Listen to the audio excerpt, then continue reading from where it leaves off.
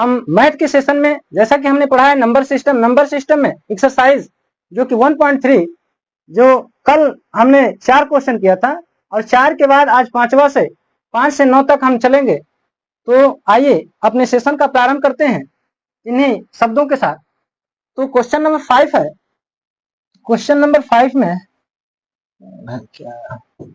Question number 5 है कि 1/7 का दशमलव प्रसार में अंकों की पुनरावृत्ति 1/17 में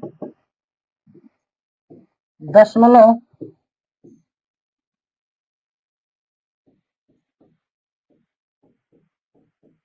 प्रसार में अंकों की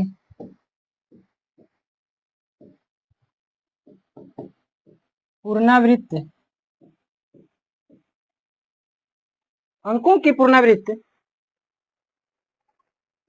संख्याओं अधिकतम संख्या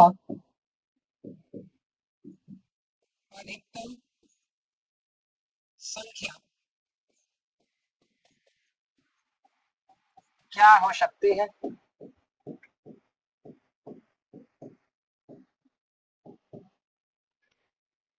विभाजन की क्रिया द्वारा उत्तर की जांच कीजिए। तो सबसे पहले विभाजन की क्रिया के द्वारा इसे बताना है। तो मैं बताना चाहता हूं कि विभाजन की क्रिया के द्वारा तो 17 से हम भाग लगाएंगे एक में जब हम भाग लगाएंगे तो पहले 0 बार, फिर 1 आएगा, यहाँ दशमलव बढ़ाएंगे भाग नहीं जाएगी 0 बढ़ेगा, जब यहाँ 0 बढ़ाएं भाग नहीं गए तो यहाँ 0 बढ़ेगा, फिर एक 0 बढ़ा सकते हैं। तो 17 से देखेंगे कि 100 यानी कितना, 17 के पहाड़ा में 100 तो आता नहीं, 17 पचे 85 होगा, 17 छके 102, तो 102 यानी अधिक हो जा रहा है, तो 17 पचे 85, फिर घटाएंगे, यहाँ से बचेगा 5, यहाँ से बचेगा 1, 15 हो गया, फिर यहाँ 0 बढ़ाएंगे, 17 छके 102, 17 9 153 होता है, 17 वाटे तो 17 वाटे होगा आपका 8 7 56 और 8 एकम 8 और 5 13 136, तो 17 वाटे 136, यहां से फिर घटाएंगे 4, यहाँ बचेगा 1 14, फिर 17 7 119 होता है और 17 वाट है 136, फिर यहां से घटाएंगे 4, फिर यहां से कैंसिल, फिर यहाँ 0 बढ़ाएंगे, 17 दूनी 34, फिर 6, फिर यहाँ 0 बढ़ाएंगे, 17 3 51, यहां से बचेगा 9, फिर 9 तो यहाँ 90 होगा, 17 पचे 85,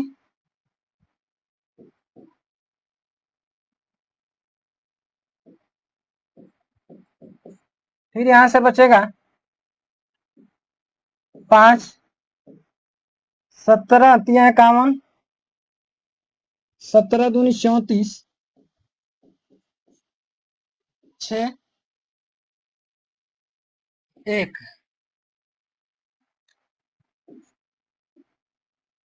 17 9 153, 7 17 चौके 68,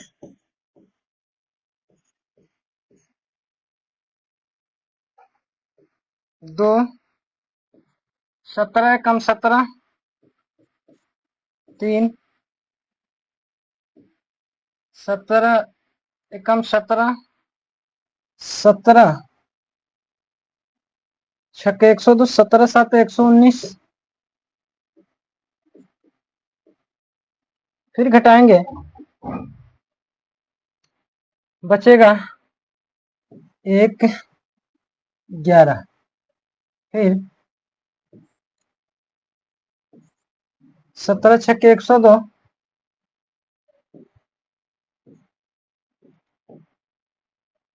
8 17 चौको 68, फिर 2 1 17 7 119, 1 फिर 0 बढ़ाएंगे, फिर यहाँ 0 बढ़ेगा, 17 पचे 85, यानी ऐसे 2 4 6 8 10, यानी यह देखा जाए तो अब यहां से यानी 16 बार करने के बाद फिर से रिपीटेशन अंकों की पुनरावृत्ति होगी, तो इसे लिखा जा सकता है एक तरीके से। पूछा है कि कितने अधिकतम कितने अंकों पर संख्या हो सकती है, तो 16 अंकों के बाद अंकों की पुनरावृत्ति होगी। अतः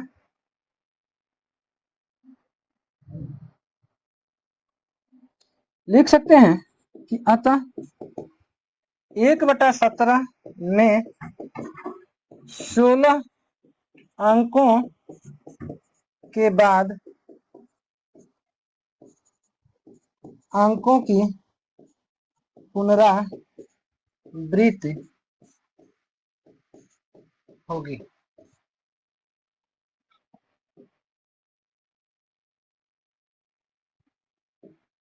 तो इस प्रकार से ये 1/17 का दशमलव प्रसार जब होगा तो 16 अंकों के बाद अंकों की पुनरावृत्ति खंड फिर से शुरू हो जाएगी, यानी वही अंक फिर से रिवाइज होंगे। आप भाग करके भी चेक कर सकते हैं। चलते हैं अगले क्वेश्चन पे। क्वेश्चन नंबर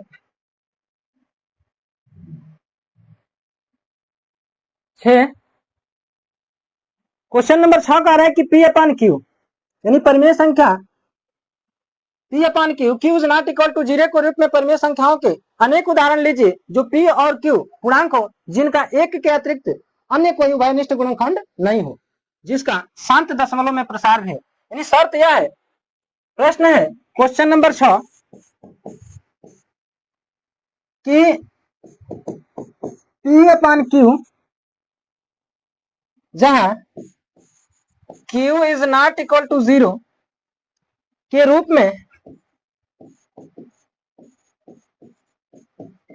में की परिमेय संख्या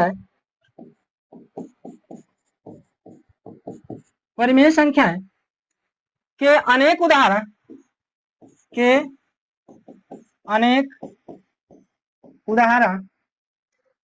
लीजिए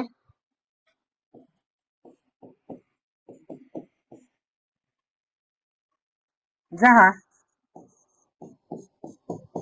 P और Q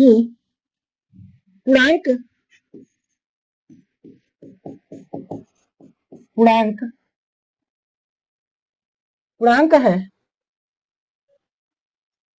जिनका एक के अतिरिक्त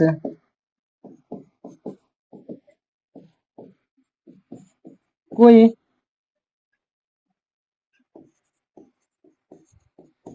उभयनिष्ठ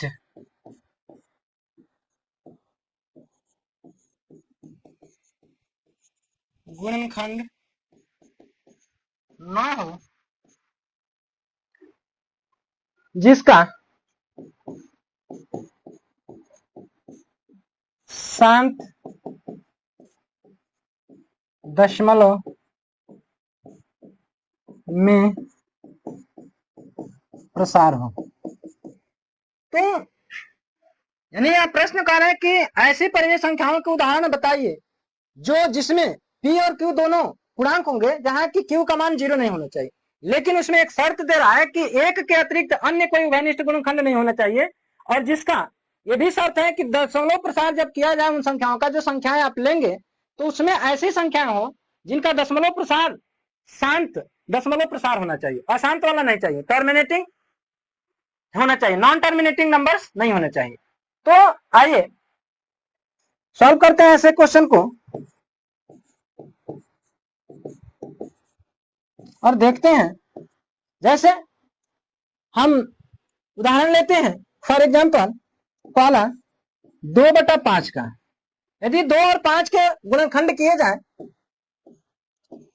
तो 2 का गुणनखंड 1 × 2 और 5 का भी गुणनखंड बनेगा 1 × 5।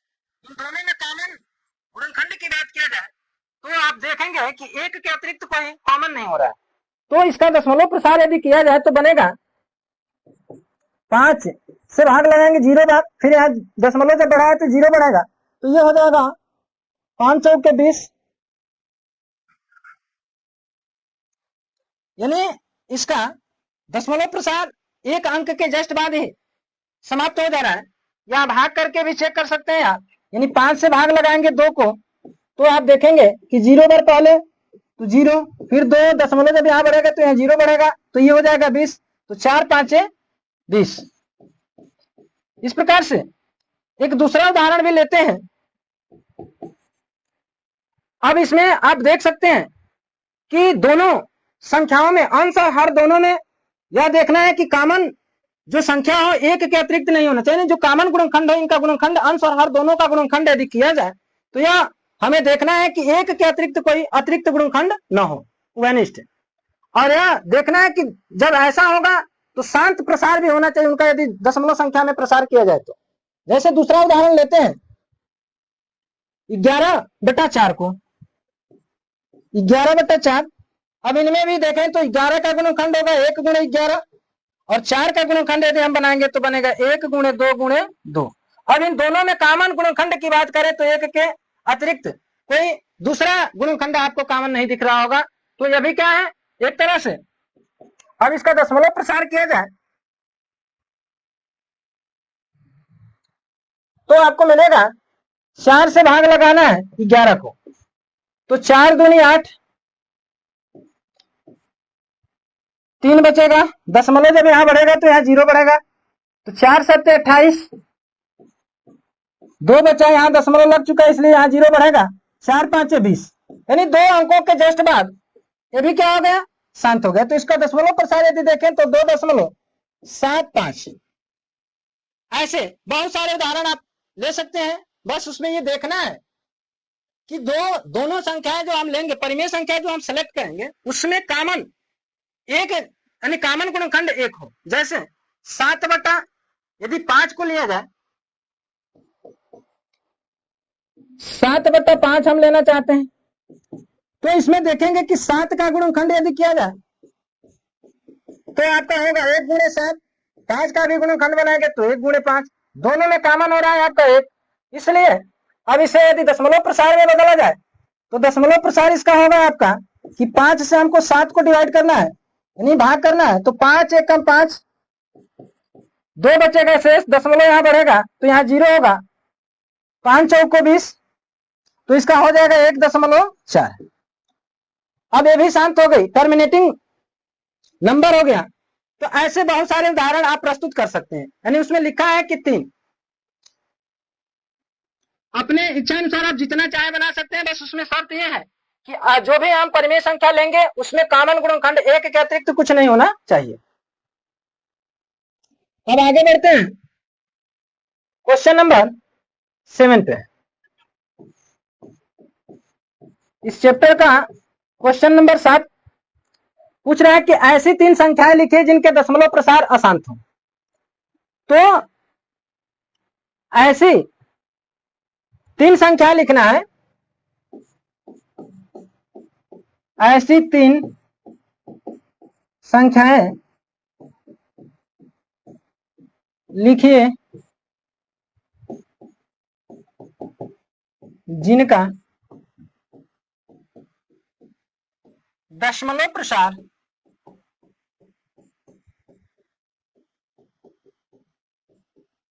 शांत हो। तो यदि हमको नॉन टर्मिनेट अशांत हो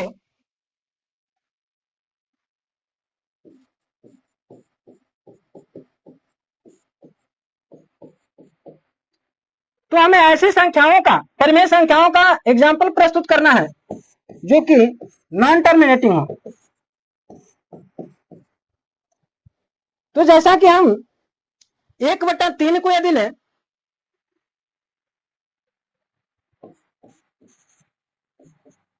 एक बटा तीन है, इसका यदि हम दशमलव प्रसार करें तो हमको मिलेगा पहले 0 बार, फिर यहां से घटाएंगे तो एक आएगा, दशमलव जब यहाँ बढ़ेगा तो यहाँ 0 बढ़ेगा, 3 9, फिर यहां से एक, अब यहाँ दशमलव लग चुका है, यहाँ 0 बढ़ा लेंगे, 3 9, फिर यहां से एक, 3 9, फिर एक, 3 9, यह जो कि सिलसिला अनंत तक चलेगा। तो ठीक इसी प्रकार से 3 ऐसे संख्याएं हमको सेलेक्ट करना है, जैसे अब इसको लिख सकते हैं 0.33333, और यहाँ आप दिखा सकते हैं कि बार, यानी जिसपे बार लग गया तो इसका मतलब कि उस संख्या की पुनरावृत्ति हो, यानी बार चिन्ह ही बताता है कि संख्या की पुनरावृत्ति है। इसी प्रकार से दूसरा उदाहरण लेंगे, जैसे 1/9, 1/9 को यदि देखा जाए तो सेम पैटर्न में आएगा, जैसे 9 से हमको 1 को भाग लगाना है तो यहां बनेगा 0 बार, पहले 1 आएगा, दशमलव 10 होगा, 9 1 कम 9, फिर 1, फिर यहाँ 0 बढ़ाएंगे, 9 1 कम 9, फिर ऐसे ही ये सिलसिला जारी रहेगा, ये सिलसिला अभी कभी खत्म नहीं होगा।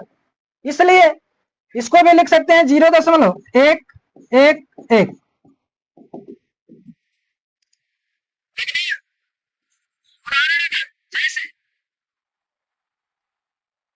5/7, तो 5/7 में यदि हम देखें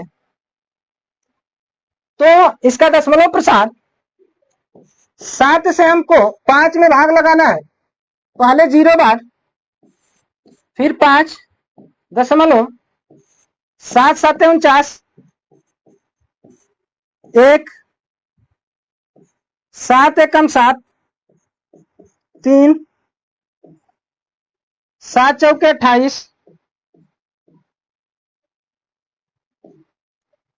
2 बचेगा, फिर यहाँ 0 बढ़ाएंगे, 7 दूनी 14,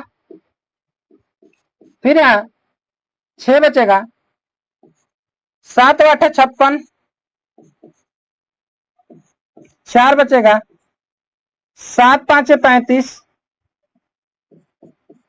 5 बचेगा, ऐसे ही यह फिर से। अब यहां से देखें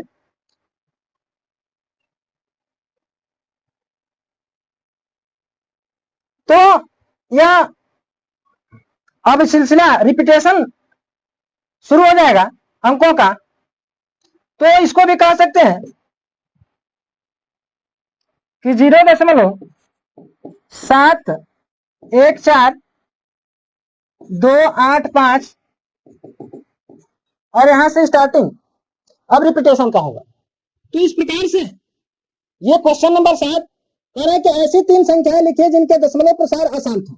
तो दशमलव प्रसार, ऐसी 3 उदाहरण हमको प्रस्तुत करने थे जिनके दशमलव प्रसार क्या है, अशांत हो। तो इस तरह से बहुत सारे उदाहरण देखे जा सकते हैं। क्वेश्चन नंबर 8 है, इस एक्सरसाइज का क्वेश्चन नंबर 8,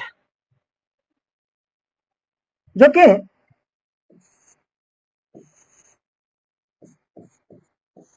क्वेश्चन नंबर 8 यह कह रहा है कि परिमेय संख्या 5/7 और 9/11 के बीच, परिमेय संख्या 5/7 और 9/11 के बीच 3 अपरिमेय संख्याएं ज्ञात कीजिए।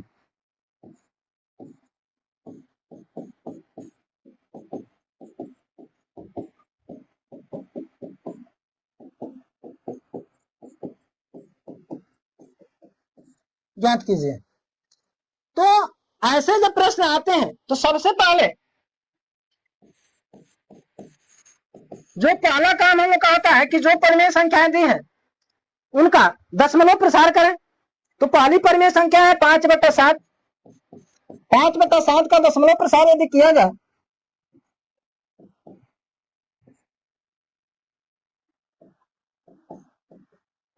तो आप पाएंगे 0 बार 5, 7 7 49, 1, 7 एकम 7, 3, 7 चौके 28, 2, 7 दूनी 14, 6,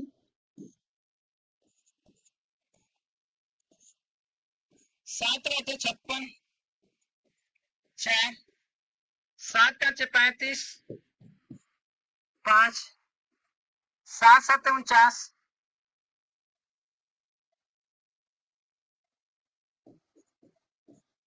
1, 7 एकम 7। तो यहां से अब अंकों की पुनरावृत्ति चालू हो जाएंगे। फिर इसे लिख सकते हैं 0.71428 दूसरी जो परिमेय संख्या है 9/11 इसको इसका भी दशमलव प्रसार निकाला जाए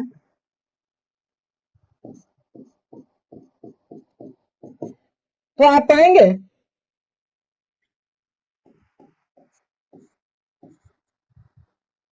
0 बार 9 दशमलव बनेगा 11/88, 2 बचेगा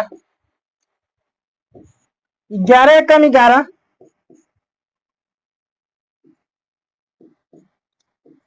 11/88, फिर 2 बचेगा।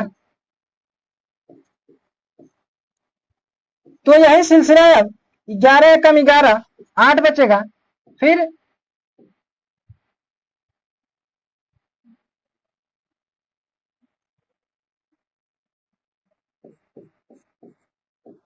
11/88, 11 ऐसे ही आता है। तो हम इसे लिख सकते हैं कि 0.81 जब हमें अपरिमेय संख्या लिखना है तो लिख सकते हैं। अब इसमें हमको चेक करना होता है कि 71 इन दोनों के बीच की लिखना है तो 71 से बड़ा और 81 से छोटा। तो ऐसे अपरिमेय संख्याओं के उदाहरण लिखने हैं तो 3 अपरिमेय संख्याएं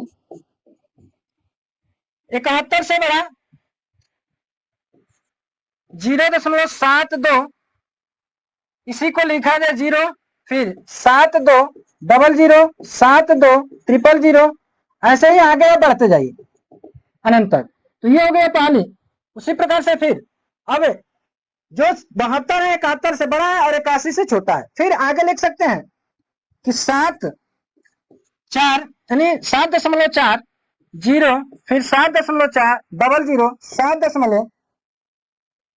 7.4 आगे भी लिख सकते हैं ऐसे ही 7.7440 ऐसे आगे डॉट डॉट करके लिख लेंगे जहां तक आप लिखना चाहें। फिर लिखेंगे 7.74, 7 6 कर देते हैं 0, 7 6 00, 7 6 000, 7 6 40 आगे ऐसे लिख सकते हैं। तो ये 3 जो अपरिमेय संख्या है। 76 यदि देखा जाए तो आप देखेंगे कि 81 से छोटा है और 7.1 से बड़ा है। तो जब भी दो परिमेय संख्याओं के बीच की परिमेय संख्या निकालना है तो ऐसे ही आप बना सकते हैं। जितना भी उसमें कहा जाए तो जो पहली परिमेय संख्या का दशमलव प्रसार है उससे बड़ा और जो दूसरी संख्या का दशमलव प्रसार है उससे छोटा। इस चैप्टर का अंतिम क्वेश्चन है, अंतिम यानी क्वेश्चन नंबर 9 और लास्ट क्वेश्चन। इसमें कहा है कि बताइए कि निम्नलिखित में से कौन कौन सी संख्याएं परिमेय और कौन कौन सी अपरिमेय है। बताइए कि निम्न संख्याओं में से कौन कौन परिमेय और कौन कौन अपरिमेय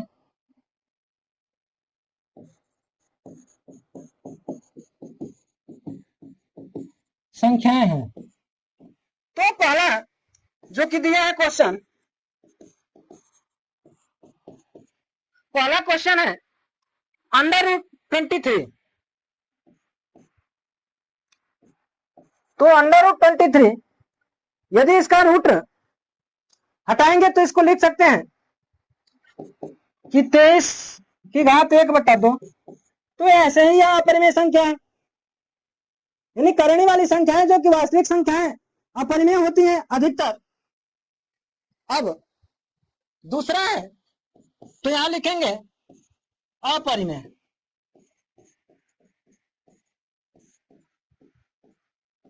संख्या। दूसरा जो क्या है अंडर रूट में दिया है 225। 225 को यदि रूट निकाला जाए तो इसको लिखा जा सकता है कि 3 × 3 × 5 × 5। अब इसमें पेड़ बनाएंगे, इस पेड़ में से यह अभाज्य गुणनखंड भी निकाल सकते हैं 225 का। तो आप पाएंगे कि 3 से 3 7 21, 3 5 15, फिर 3 से 3 2 6, 3 5 15, फिर 5 से 5 बचे 25, 5 कम 5। तो आप देखेंगे कि 3 × 3 × 5। तो यहाँ से पेयर आउट करेंगे तो करणी हट जाएगी, 3 5 15, यानी 15 एक पूर्णांक है, पूर्ण संख्या है, इसलिए यह परिमेय संख्या होगी। इसे P/Q के फॉर्म में लिखा जा सकता है।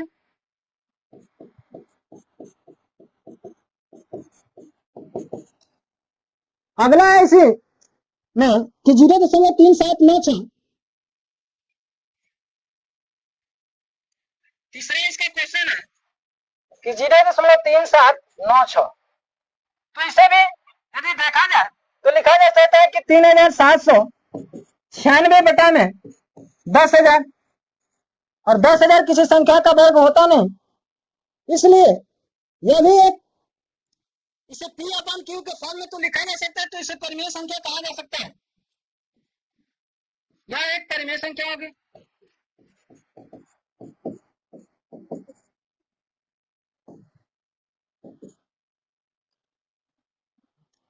चौथा है कि 1.1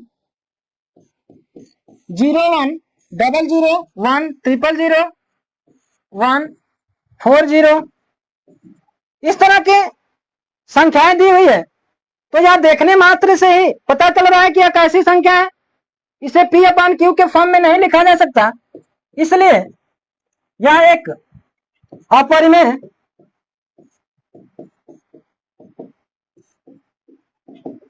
संख्या होगी। तो इस प्रकार से 1.3 आज का यह चैप्टर समाप्त हुआ। फिर मिलेंगे अगले चैप्टर में।